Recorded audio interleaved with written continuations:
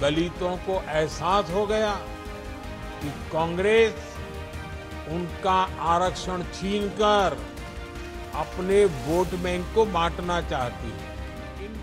PM Modi ने बयान हरियाणा चुनाव नतीजों के अगले दिन दिया है। दलित समाज का जिक्र किया और कांग्रेस पर निशाना साधा। असल में दलित वोटरों ने ही आखिरी वक्त में जो किया, उससे हरियाणा की पूरी पिक्चर बदल गई। कांग्रेस ने भले ही हरियाणा के चुनाव में अपने मुख्यमंत्री के उम्मीदवार का नाम न घोषित किया हो, लेकिन भूपेंद्र सिंह हुड्डा लगातार सबसे मजबूत दावेदार थे। हुड्डा और शैलजा की लड़ाई और उनके बीच में टकराव जगह जगह पर लगातार सामने आता रहा। तो उसी के बीच में कई बार शैलजा चुनाव प्रचार से भी दूर रहीं। हालांकि शैलजा ने अपना दबाव बनाने की कोशिश जरूर की, पर चली हमेशा हुड्डा की ही। शैलजा हरियाणा कांग्रेस में दलितों की सबसे बड़ी नेता मानी जाती हैं। लोकसभा चुनाव में दलितों ने झोली भरकर कांग्रेस को वोट किया था, लेकिन विधानसभा चुनाव में जब शैलजा को कांग्रेस ने फ्रंट फुट पर नहीं रखा, तो उनकी बिरादरी के लोगों में बेचैनी बढ़ गई। शैलजा दलितों की जिस कम्युनिटी से आती हैं, उसकी आबादी 12% के आसपास है। हरियाणा की 90 सीटों में से 35 पर दलित वोटरों का प्रभाव है।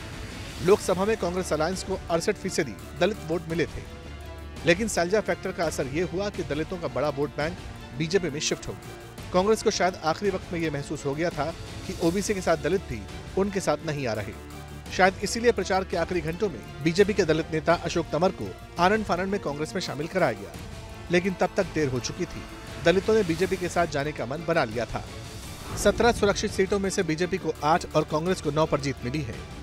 दलितों के एक बड़े वर्ग ने कांग्रेस से तो किनारा किया ही, मायावती और चंद्रशेखर आजाद का भी साथ नहीं दिया। हरियाणा का चुनाव अपने अंतिम चरण तक आते आते लगभग जाट वर्सेस नॉन जाट में तब्दील हो गया।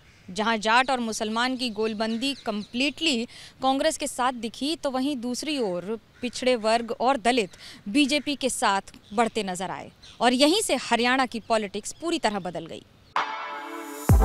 For exclusive and insightful videos, subscribe to our new channel ABP Live Premium.